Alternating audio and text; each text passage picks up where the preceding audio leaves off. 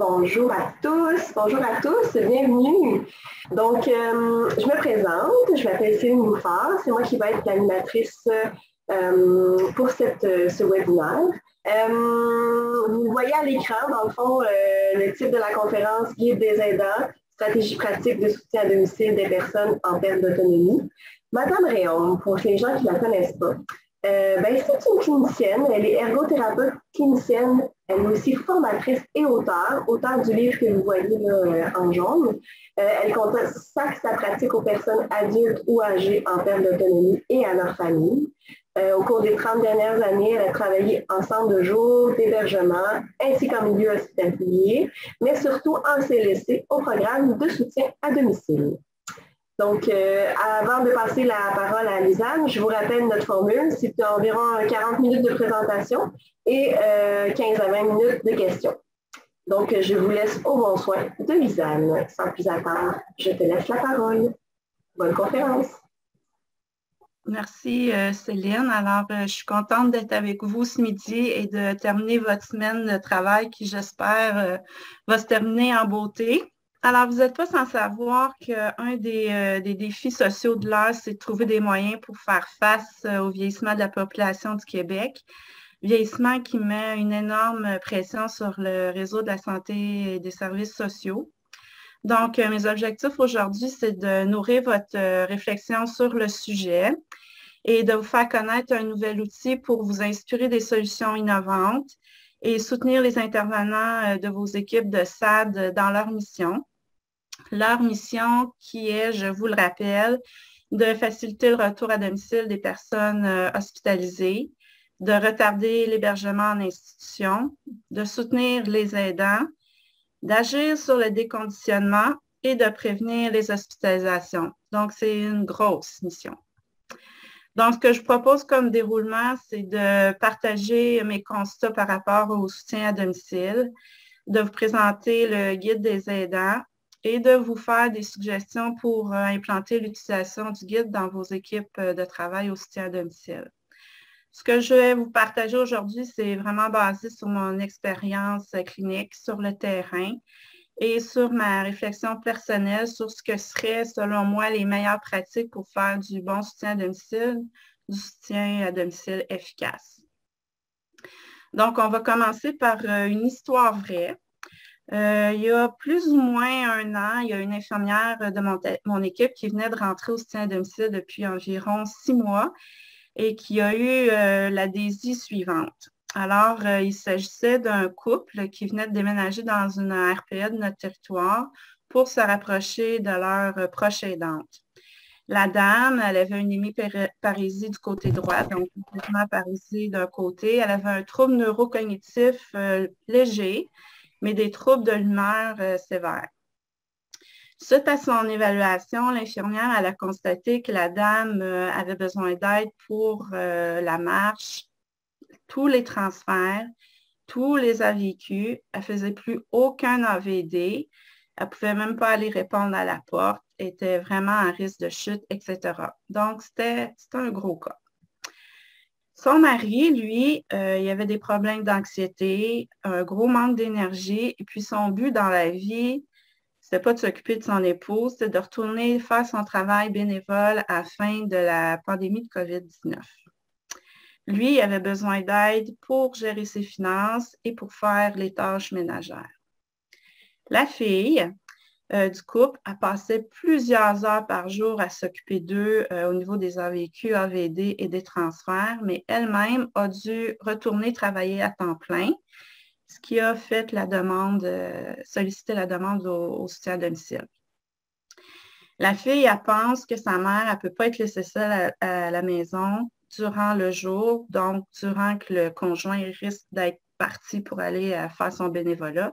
Et elle, ce qu'elle veut, c'est l'héberger en institution. Donc, comme la fille voulait ça, l'infirmière, elle a fait une référence en travail social. La travailleuse sociale est allée voir la dame qui a refusé catégoriquement l'hébergement. Donc, un classique. Vous, comment est-ce que vous auriez réagi devant une DESI comme ça? je peux vous dire que la TS et l'infirmière étaient dans cet état-là. C'est d'ailleurs pour ça qu'ils sont venus me voir. À première vue, est-ce que vous pensez que le maintien à domicile de cette dame-là serait possible et sécuritaire? Auriez-vous tendance à conclure comme l'aidante, finalement comme l'infirmière, qu'il faut institutionnaliser la dame? Est-ce que vous connaissez des stratégies pour aider ce couple-là, vous-là, personnellement? Et pensez-vous que toutes les intervenants de votre équipe connaissent bien ces stratégies-là? Pensez-vous que votre équipe, finalement, est capable de remplir sa mission de soutien à domicile? Croyez-vous que les intervenants et les gestionnaires ont les connaissances pour retarder l'hébergement, prévenir les hospices, aider les proches aidants, agir sur le déconditionnement et faciliter le retour à domicile? C'est une question à se poser. Personnellement, ça m'a pris des années à développer mon expertise. Pourquoi?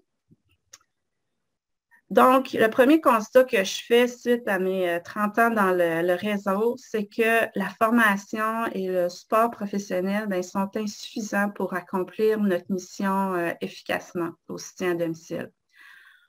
On a une formation universitaire ou collégiale principalement quand on rentre au soutien à domicile, mais c'est des formations qui sont non spécifiques au SAD.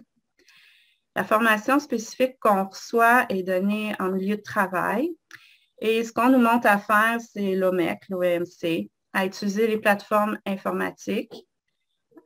On nous donne des listes d'organismes communautaires pour qu'on sache qu'est-ce qui est fait sur notre territoire, c'est quoi les services qui rendent. On nous explique comment les services sont donnés et quelles sortes de services on peut donner au soutien à domicile. On fait quelques visites accompagnées d'une collègue de la même profession que nous. Et en plus de ça, notre travail d'équipe est souvent informel et non organisé. Et puis, il y a peu ou pas de supervision.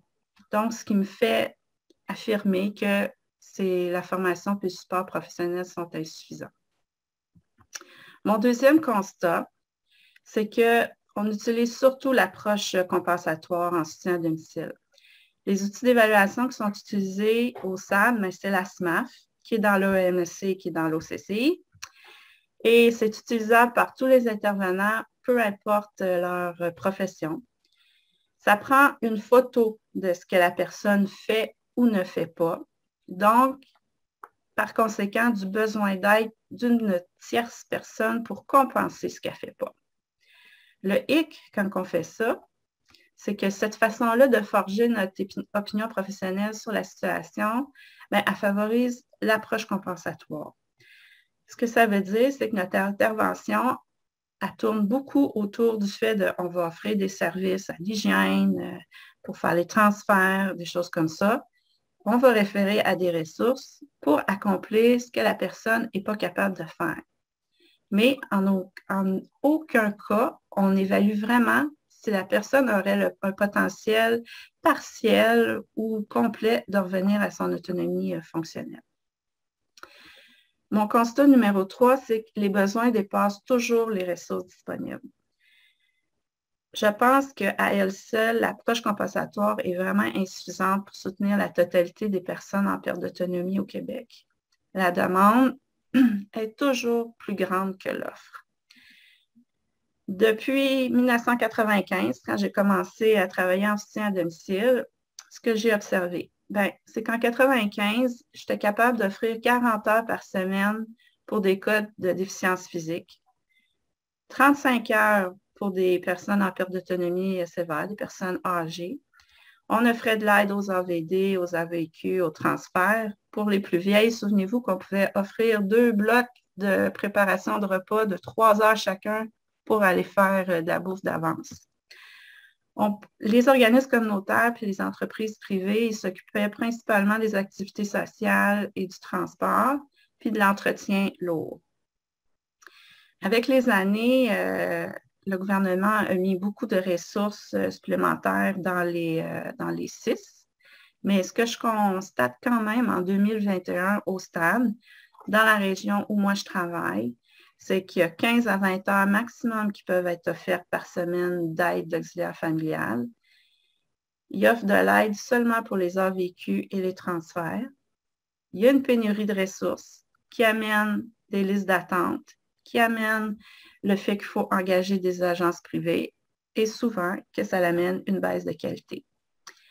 Il y a peu de services de soir et de fin de semaine, puis il n'y en a pas de nuit.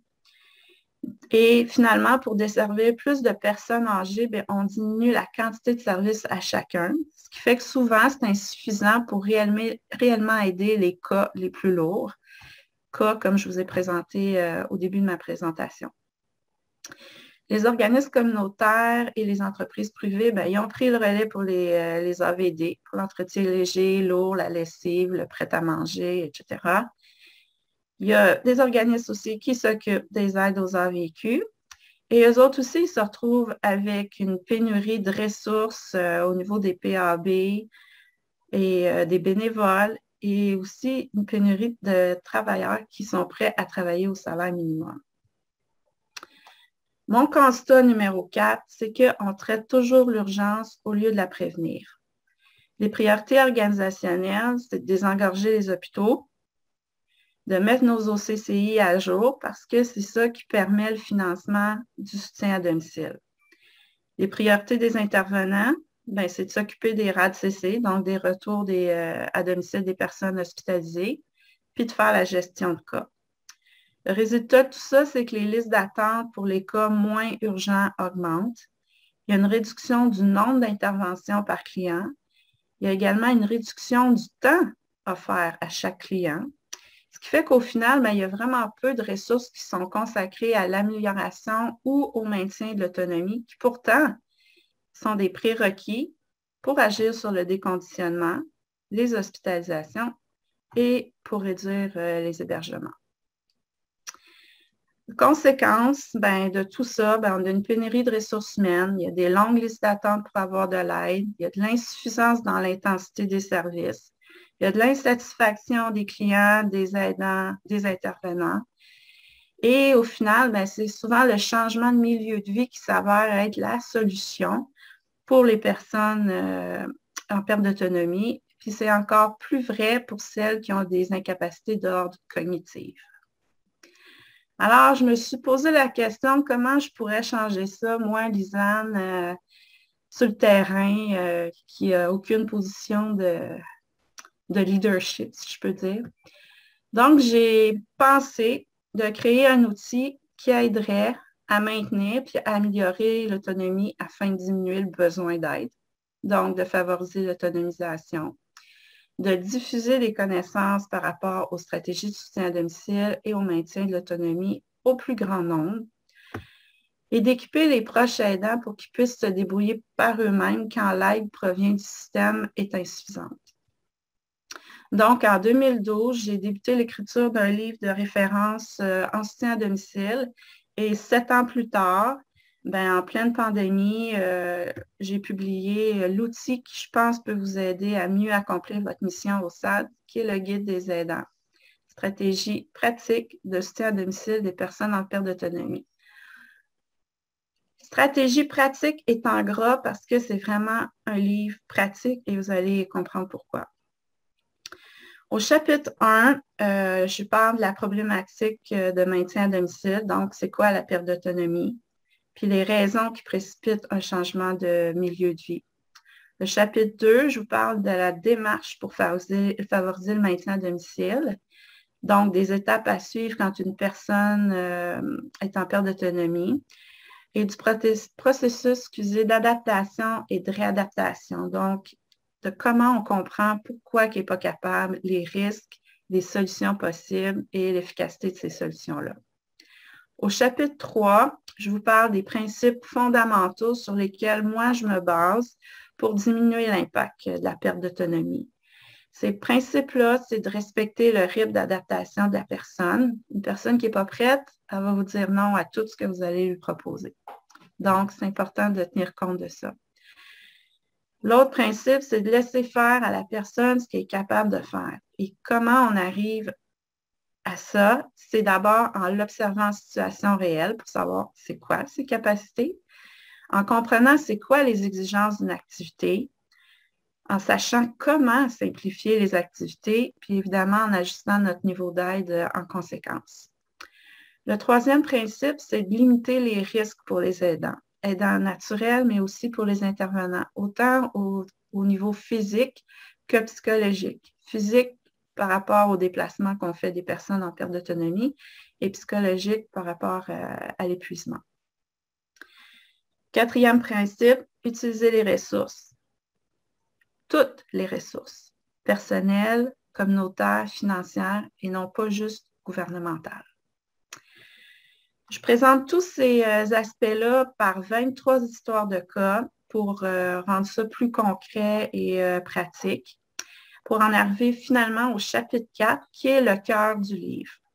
Donc, je vous présente des stratégies d'adaptation pour diminuer les difficultés fonctionnelles au niveau des déplacements, des activités quotidiennes de base, des tâches de gestion du foyer, puis des activités de la routine et de loisirs.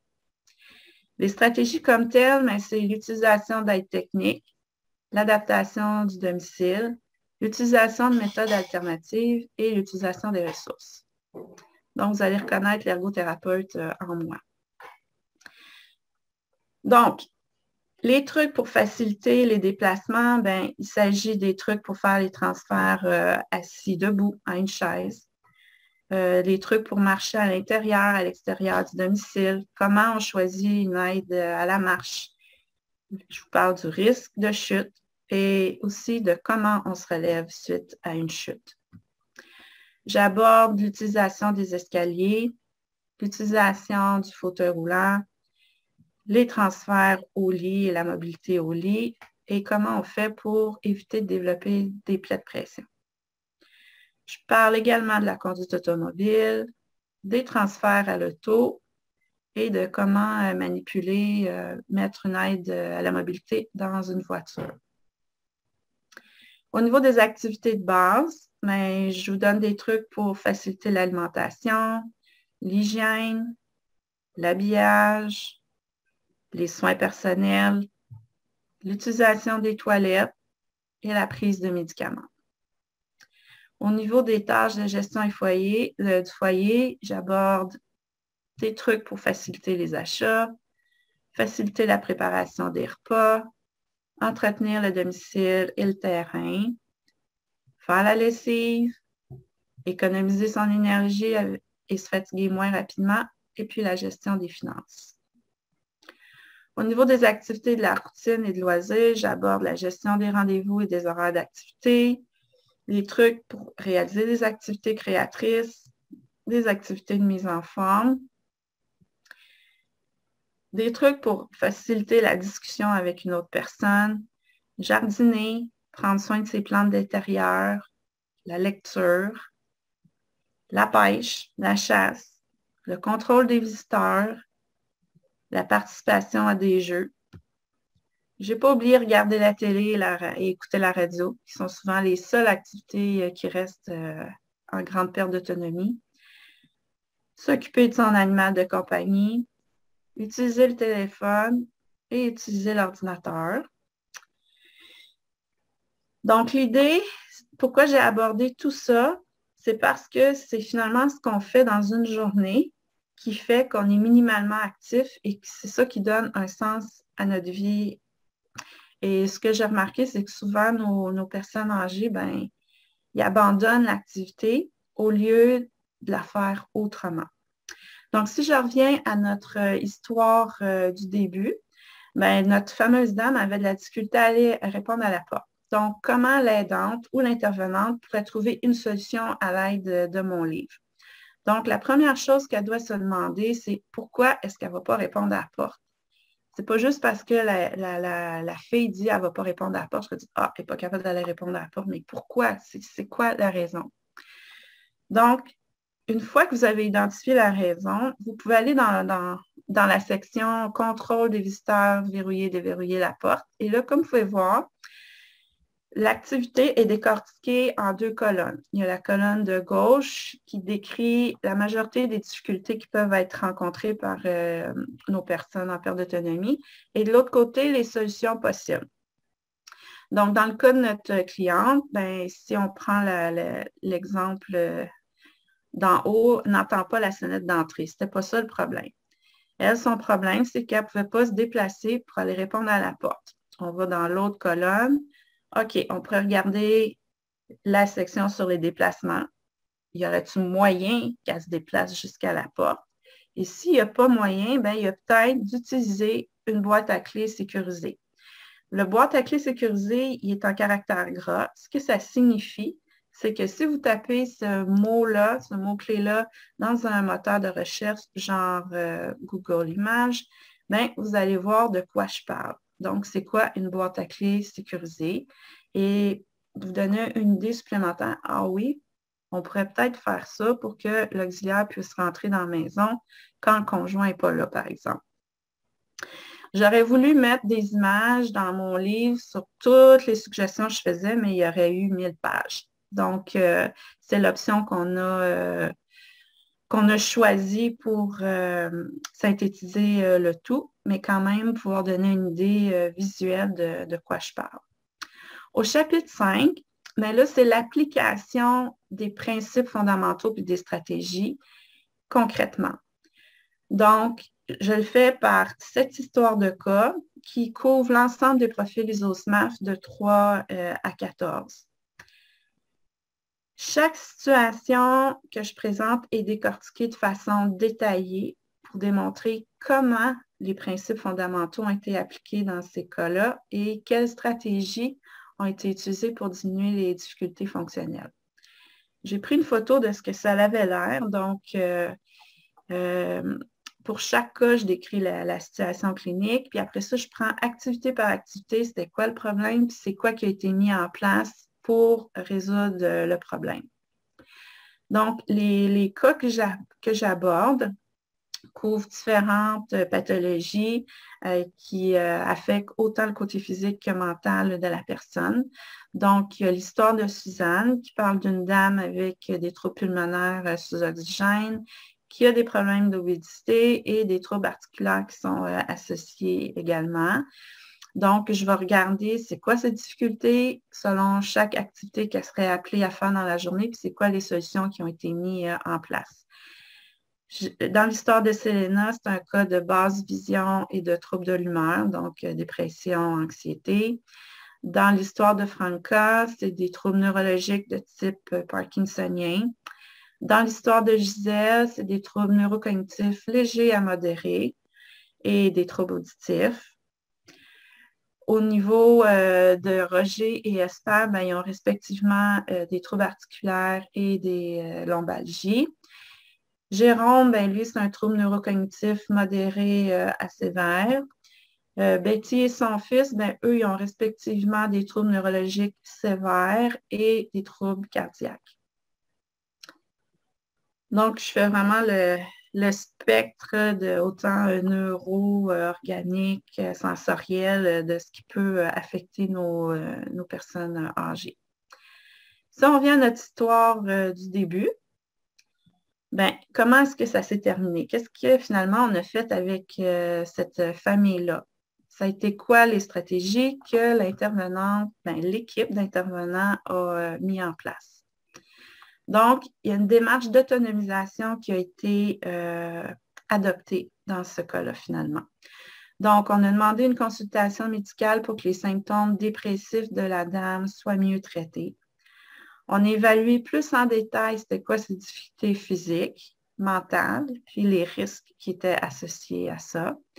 Et on a mis en place des stratégies d'adaptation qui étaient des aides techniques, l'adaptation domiciliaire de l'environnement et l'utilisation de méthodes alternatives. Donc, on n'est pas allé juste au service à domicile par un auxiliaire familial ou par ce qui était donné dans la communauté. Comment on a fait ça? Bien, sur une période de 3 mois, on a fait de l'enseignement au conjoint pour qu'il laisse son épouse faire ce qu'il était capable de faire, principalement au niveau des déplacements, pour que lui, il ne se blesse pas, puis pour lui montrer aussi comment faire pour ne pas se blesser.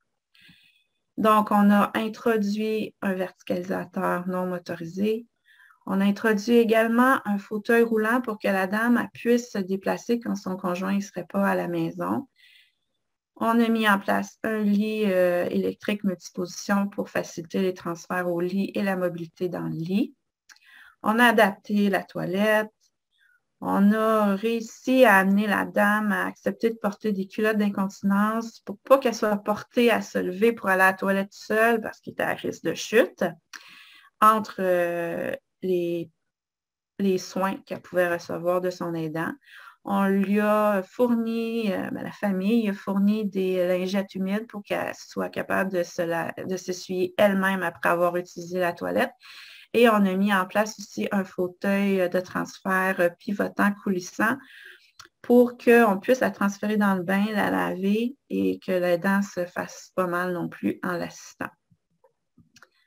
On a mis en place également un pilulier alvéolé pour ses médicaments avec un coffre barré pour ne pas qu'elle y ait accès. Et la fille a acheté plein de repas pré-préparés qui ont été mis au frigo et congélateur. On a adapté le téléphone pour qu'elle puisse téléphoner en cas d'urgence sans avoir nécessairement à se souvenir du numéro.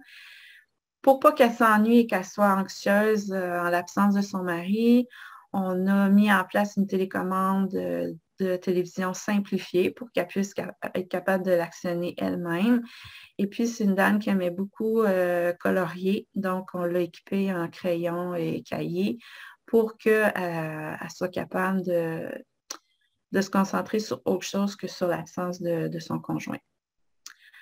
On a également mis l'aide d'une préposée à l'entretien ménager 1 fois ou 2 semaines, l'aide d'un auxiliaire familial 3 fois par jour, 5 jours par semaine, avec l'assistance pour les transferts, l'hygiène, l'habillage, l'utilisation de la toilette pour lui faire chauffer ses repas et lui donner ses médicaments quand le conjoint n'était pas là. On a trouvé des subventions pour les produits d'incontinence parce que l'aspect financier dans cette famille-là était problématique. On a fait des prêts d'équipement gratuits. On a ainsi diminué la visite de la fille à 1 fois par semaine. Donc, elle n'était plus obligée d'aller là toute la journée. Puis quand il y allait, c'était pour faire la lessive, l'épicerie, la gestion de l'argent. Donc, résultat de tout ça, c'est qu'on a diminué les risques d'épuisement et de blessures pour l'aidant, les proches aidants et pour nos intervenants. On a favorisé l'utilisation des capacités résiduelles de la dame. On a respecté son rythme d'adaptation. On a utilisé les ressources qui étaient disponibles. Et l'impact de ces stratégies-là, 1 an plus tard, cette dame-là est toujours maintenue à domicile. La fille est retournée travailler, le conjoint a commencé à faire son bénévolat et la dame peut rester à la maison seule pendant le jour. L'hébergement n'a pas été requis. Évidemment, c'est pas partout dans toutes les CLSC ou toutes les SAD ou toutes les régions qu'on peut avoir accès à tout ça. Donc, j'ai aussi un chapitre qui traite des options d'habitation disponibles au Québec et des annexes avec d'autres stratégies d'adaptation en images, des listes d'organisations et d'entreprises qui aident également au soutien à domicile. Maintenant, mes suggestions pour utiliser le guide des aidants. Ma première suggestion, ça serait de l'utiliser pour la formation des intervenants. L'idée, c'est qu'on ne peut pas demander à quelqu'un d'adopter une approche d'autonomisation s'il ne connaît pas les stratégies lui-même. L'autre idée, c'est qu'un intervenant, il ne peut pas supporter un proche aidant s'il ne sait pas lui-même comment aider une personne en perte d'autonomie autrement qu'en la référant à des ressources communautaires ou en y offrant des services auxiliaires familiales. Donc, mon livre, c'est un moyen pédagogique, un moyen pour compléter vos méthodes de training et d'orientation de vos nouveaux employés, pour mettre à jour vos anciens employés, pour assurer une formation continue. Et ce que je vous recommanderais, c'est de au moins fournir un exemplaire du livre sur vos lieux de travail et d'autoriser et planifier du temps pour que vos intervenants le lisent dans le cadre de leur travail, que ce soit vraiment considéré comme de la formation. Et ce que je pourrais vous suggérer également, c'est pendant vos réunions de service, d'équipe ou de supervision, bien, c'est de planifier une période pour discuter du contenu ou de stratégies présentées dans le livre. Donc, exemple, au mois d'octobre, on va parler, je ne sais pas moi, des stratégies pour faciliter l'utilisation des escaliers. Vous pourriez aussi travailler en sous-groupe sur une histoire de cas qui est prise dans le livre, parce qu'il y en a vraiment plusieurs. Et ultimement, bien, vous pourriez mettre sur pied une session de formation formelle ou qui est spécifique au soutien à domicile, donc en ligne ou en présentiel. Je pense que le soutien à domicile, c'est une spécialité autant que l'est l'intervention en DPJ ou en santé mentale adulte.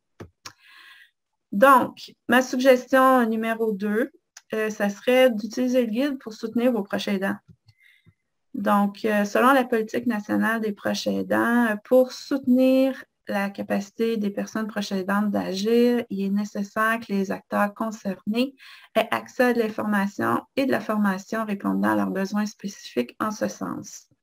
Donc, mes recommandations, c'est d'informer les aidants de l'existence du contenu pratique du guide, de fournir l'accès au livre, soit en vous assurant qu'il y en ait à la bibliothèque de votre quartier ou en le prêtant. Et en leur donnant du temps aussi pour lire, soit en bonifiant la fréquence ou la longueur des périodes de répit-gardiennage que vous pouvez leur offrir. Ma troisième suggestion serait d'utiliser le guide pour consulter en cas de panne d'idées. Il y a une intervenante qui est venue me voir l'autre fois et qui me dit, bon, mon client, il a des troubles cognitifs, il n'est plus capable de se faire à manger. Sa sœur, elle se rend chez lui 2 fois par jour pour lui faire ses repas. Puis là, ben, elle part en Floride pour 6 mois prochainement.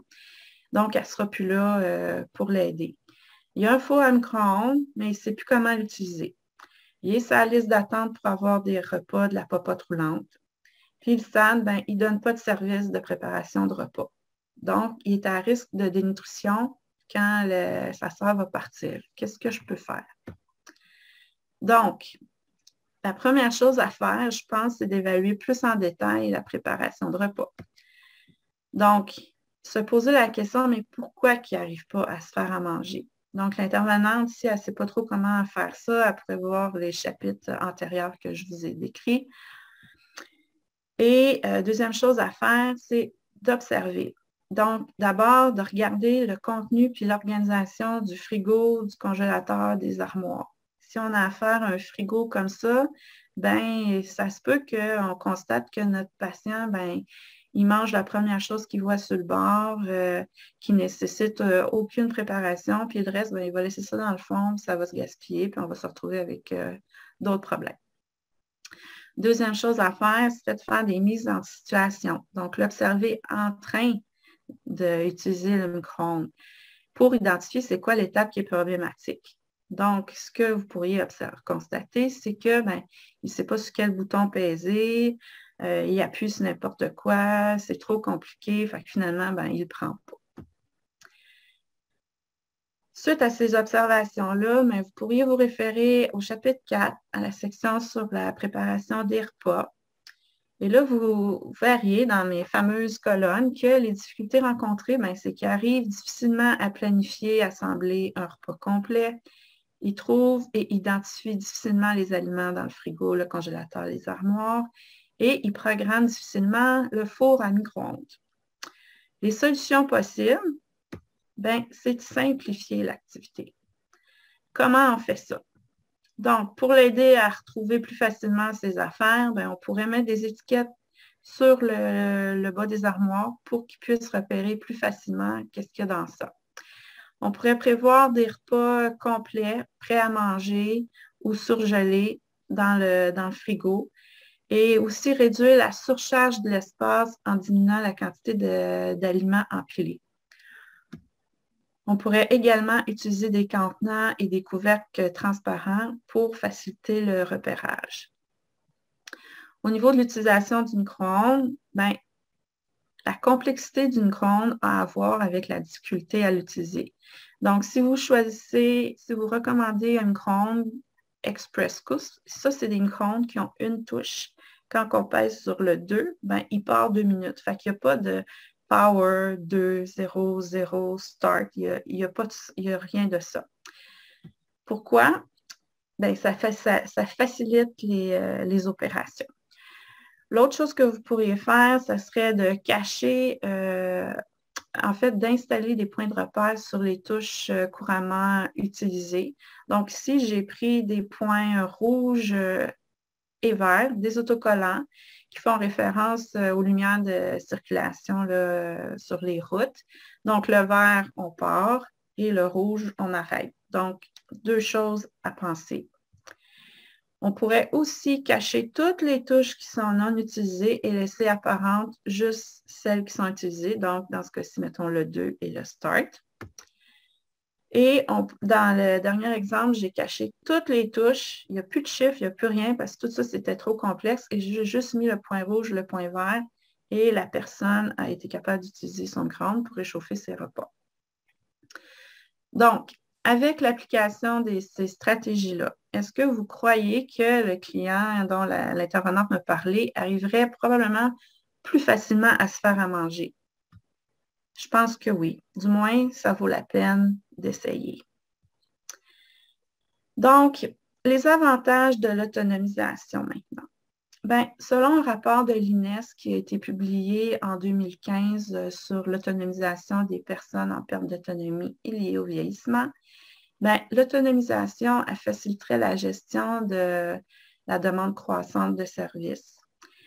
Elle favoriserait aussi, elle serait efficace donc par rapport aux coûts et avantages. Et elle faciliterait le recrutement puis la rétention du personnel qualifié en offrant une meilleure qualité de vie aux usagers et une meilleure satisfaction au travail aux intervenants. Conclusion, ben, cher gestionnaire, vous n'avez pas de pouvoir sur les budgets, sur les orientations ministérielles, sur les syndicats, mais vous avez le pouvoir de favoriser l'approche d'autonomisation de la clientèle, d'offrir de la formation qui est spécifique au soutien à domicile, d'offrir des outils pratiques pour votre équipe, d'organiser le travail, d'augmenter le support à vos intervenants de vos équipes. Puis les intervenants, ben, vous avez le pouvoir d'enrichir vos compétences et vos connaissances au soutien à domicile et d'informer les proches aidants à propos des stratégies pour les aider. Je pense vraiment que le guide des aidants peut vous aider à accomplir votre mission, d'agir sur le déconditionnement, prévenir les hospitalisations, aider les proches, retarder l'hébergement, puis faciliter les retours à domicile. Comme on ne peut pas changer la réalité, ben, peut-être qu'on peut changer le regard qu'on a sur elle. Donc, je vous invite à penser autrement, à voir autrement pour élargir votre façon d'intervenir au soutien à domicile. Donc, soyez bien outillés pour accomplir votre mission. Merci. Et voilà. Merci, vraiment, très belle présentation. J'ai eu quelques questions dans le clavardage. Je te les partagerai, Lisanne. Dans le fond, il y a Mme Noa Ben-Gayenne qui demande « Est-ce que le guide contient des fiches sommaires pour faciliter son utilisation en fonction des difficultés et besoins? » Bien, des fiches sommaires à part, non, mais je dirais que chaque activité, la façon qui est détaillée, ça ressemble à une fiche sommaire, là. Donc, ce n'est pas nécessairement pour remettre au client, mais c'est très facile à consulter, là. J'ai fait ça pour que ça se fasse vite. N'ayant pas de temps moi-même, j'imagine que c'est le cas de tout le monde. Est-ce que ça répond à votre question, Mme Ben-Gayenne? Vous pouvez ouvrir votre micro si vous voulez. D'ailleurs, tout le monde. Non. Avant que vous partiez, je vois la salle là, qui commence déjà à se vider. Je vous enverrai un formulaire de sondage de satisfaction, en fait. C'est pour qu'on puisse finalement voir si tout ça vous a plu, s'il y a des façons qu'on peut s'améliorer. Donc vraiment, là, ce serait très apprécié là, si vous pourriez lui répondre. Je l'ai mis dans le clavardage, donc vous avez juste à cliquer sur le lien et ça va vous amener vers le sondage. Autre question. J'ai des commentaires, outils très complets, intéressants, rapides à consulter. Bon, beaucoup de. Est-ce que le guide est disponible en librairie? Et comment Oui, avoir accès au guide?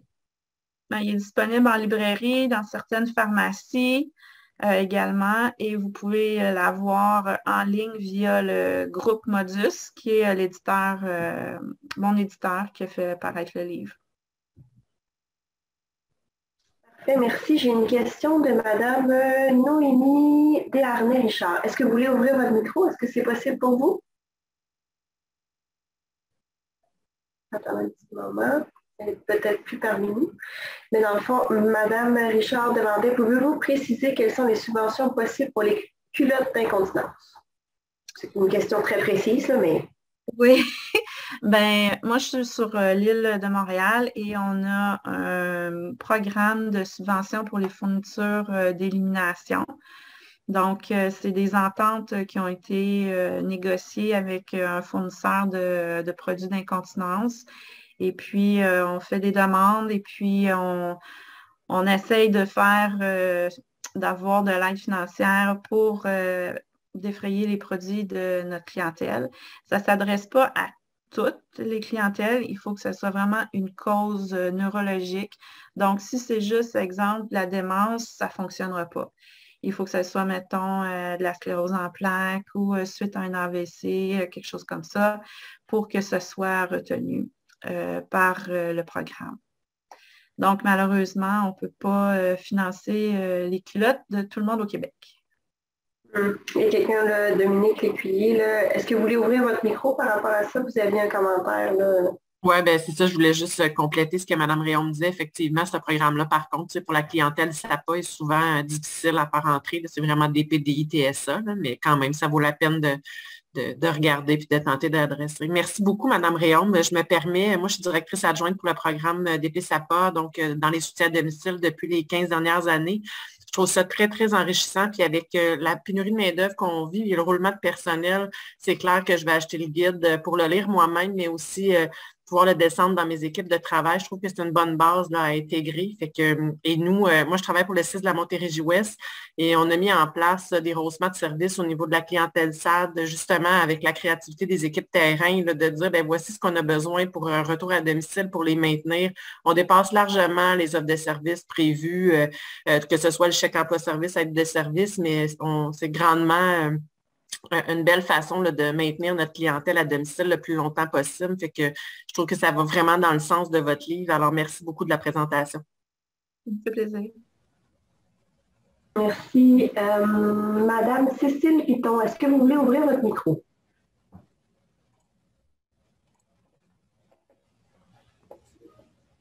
Vous laissez un petit moment. Bon, si ce n'est pas possible, en fait... Est-ce que vous m'entendez? Oui. Oui. Je vous ai comme surprise. Oui, non, c'est pas ça. C'est que sur Zoom, je ne suis pas habituée. Là. Déjà, j'ai eu du mal à télécharger la plateforme. Fait que je cherchais comment ouvrir le micro. Bon, mais moi, je trouve ça tellement pertinent. Moi, je suis ergo au soutien domicile, fait que depuis longtemps aussi comme Lisanne, fait que tout ça me parle beaucoup, beaucoup, beaucoup. Et non, je me demandais, parce que j'ai vu qu'il n'y avait pas beaucoup de collègues qui avaient vu l'invitation au webinaire, peut-être le fait que le guide s'appelle Guide des aidants, ça pouvait porter à confusion parce que clairement, ça peut s'adresser à tout intervenant qui intervient auprès des personnes en perte d'autonomie. Oh, oui.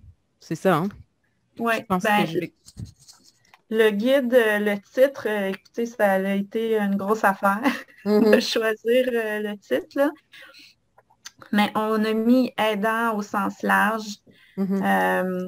Donc, autant naturel que professionnel que communautaire, mais on ne pouvait pas tout écrire ça sur la page, mais ça s'adresse vraiment à tous et je pense que s'il n'y a pas beaucoup plus d'intervenants, c'est peut-être parce que l'invitation n'a pas descendu à partir des gestionnaires jusqu'aux intervenants. Mais ils vont avoir accès par la suite, là, ils vont avoir accès au webinaire en ligne de ce que Céline m'a expliqué. Donc, ils vont pouvoir le regarder. Oui, oui, en fait, on va le mettre disponible pour l'entièreté des membres. En fait, on va le mettre sur notre page publique, ce qui veut dire que n'importe qui pourrait le regarder. Moi, c'est ça, je vais retransmettre à mon équipe, c'est sûr. Puis en leur précisant justement que ça les concerne autant, là, que ce n'est pas juste les proches aidants, là, pour éviter la confusion. Mais merci, j'ai bien hâte de le lire. Il est bon. Je fais une parenthèse pour ceux, avant de laisser la parole à M. Gagnon, là, pour ceux qui sont au CIUS de l'Estrichus, il est disponible à la bibliothèque de l'établissement. M. Gagnon, je vous laisserai la parole. Oui, en fait, c'est seulement pour vous remercier pour cette belle présentation-là. Moi, je suis Éric Gagnon, je travaille au CIUS de l'Outaouais dans les CHSLD. On essaie d'innover de plus en plus là, et de faire de la promotion aussi du support en lien avec nos proches aidants. Et dans nos prochaines rencontres de famille, là, dans les miennes, moi j'ai le plus gros CHSLD de l'Outaouais, je vais commencer à faire des liens comme ça, d'écrits, de guides qui peuvent aider nos proches aidants. Et je vais en parler dans ma prochaine rencontre de famille. Donc, merci beaucoup. Ça me fait plaisir que vous le trouviez utile. Je suis contente. Que de bons mots pour toi, Lisanne. Sinon, j'ai Madame Leclerc, si vous voulez ouvrir votre micro. Oui, bonjour. Félicitations. C'est un excellent développement d'argumentaire. Je voulais aussi vous demander, parce que je l'ai peut-être loupé là, par manque d'attention, dans le guide des aidants, est-ce qu'il y a des informations qui visent à assister les proches aidants dans leur demande ou d'obtention de soutien ou de services à domicile, la démarche pour réussir à obtenir une évaluation qui permettrait d'obtenir des services? Est-ce qu'elle est élaborée dans votre guide? Oui. Je ne vais pas jusqu'à préciser il faut appeler l'accueil centralisé. Je ne vais pas jusque-là, mais je spécifie qu'il faut d'abord qu'ils consultent leur médecin pour avoir au minimum vu s'il y a moyen de traiter la cause de l'incapacité. Et ensuite, je parle de, on peut-tu trouver des ressources pour qu'il y ait la réadapte, soit en hôpital de jour ou en hôpital des fois. Donc, ça, et quand que ça ne fonctionne pas, là, je décris que là, on essaye d'avoir de l'aide pour autonomiser le plus possible avec ce qui reste comme capacité résiduelle. Donc, oui, je décris la démarche. Mais je ne dis pas, mettons pour le CIUS de l'Outaouais, tel numéro de téléphone. Je ne vais pas autant en détail que ça, mais je pense que ça peut vraiment guider la personne à savoir par où commencer. Bien, merci beaucoup. Merci. Il y avait un commentaire de Mme Christine Minot qui parlait du lien à faire potentiellement avec les maisons Gilcard. Mme Christine Minot, est-ce que vous voulez... vous avez votre main levée. Oui. En fait, c'est vraiment pas le but de faire la promotion des maisons Gilcard, c'est vraiment d'essayer de travailler en partenariat, tout le monde ensemble, pour venir en aide aux personnes proches aidantes. Puis le but des maisons Gilcard, justement, avec la Fondation, on a une réunion cette semaine un peu partout à travers la région du Québec, puis on veut tous travailler en équipe avec vous. On veut offrir des services aussi pour alléger le système public. On a des places en hébergement dans nos maisons qui sont là pour du répit. Ça peut être d'une journée à 2 semaines ou plus là, s'il y a des besoins. Donc, c'est l'hébergement temporaire. Donc, puis nous, c'est sûr qu'on est subventionné. C'est un projet du gouvernement. Il y a présentement 11 maisons. Il y en aura une vingtaine là, que le gouvernement projette d'ouvrir. Puis si la plupart des maisons sont nouvelles de la dernière année avec le COVID et tout ça. Et si on n'atteint pas nos cibles en hébergement, on risque d'être coupé dans le financement. Donc, nous, on est perdants, vous êtes perdants et les personnes proches aidantes sont perdantes. Donc, je pense que tous ensemble, comme intervenants auprès des aidants et des aidés, on a à mettre en place là, des moyens pour s'entraider puis travailler en équipe. Donc, toutes les maisons sont là. Regardez dans vos régions, il y en a. Allez voir le site de la Fondation. Puis je pense que, en tout cas, moi, à Shawinigan, je suis prête à collaborer là, avec les gens d'ici. Je suis sûre que mes collègues là, seront heureux aussi de travailler en équipe là, dans les autres régions. On peut faire quelque chose pour la mission commune. Merci. Puis, Madame No, vous me faites penser, en fait, qu'on a fait un atelier avec les maisons Gilles Carle, avec la Fondation. On a mis un papier sur la communauté de pratique là, qui résume un peu là, les conclusions de cette rencontre-là. Puis, il y a une capsule aussi sur la communauté de pratique je pourrais vous la mettre dans le clavardage, qui décrit un peu plus la mission de la Fondation puis comment fonctionnent les maisons. Je vais vous mettre ça dans le clavardage. Je peux peut-être ajouter, peut-être ça va vous rassurer. J'ai vu passer cette semaine dans mes courriels justement un mot sur les maisons, sur la maison de Gilles Carle qu'il y avait sur l'île de Montréal, qui avait de la place et tout ça. Puis c'est la première fois que je le voyais circuler dans notre CIUS. Donc j'ai trouvé ça bien parce que c'est quand même peu connu. Le baluchon Alzheimer est très connu. Mais les maisons Gilles Carle, ça au moins, en tout cas dans la région où moi je suis. Donc, le message promène. Merci à tous d'avoir été présents. Déjà 12h56 avec vos horaires chargés, je vous laisserai quitter. Donc, encore une fois, merci énormément à Mme Réaume de nous avoir présenté ce livre, mais plus que ce livre, en fait, c'est plus qu'un livre. Les stratégies aussi, là. Mais c'est pas un pitch de vente là, que vous faisiez aujourd'hui, c'était pas ça. C'était vraiment là, de présenter toute l'opportunité en fait que ce livre-là pouvait apporter. Puis cette compilation, ce recueil de pratiques-là, finalement, qui est accessible pour vous soutenir. Donc, merci beaucoup. Ça fait plaisir.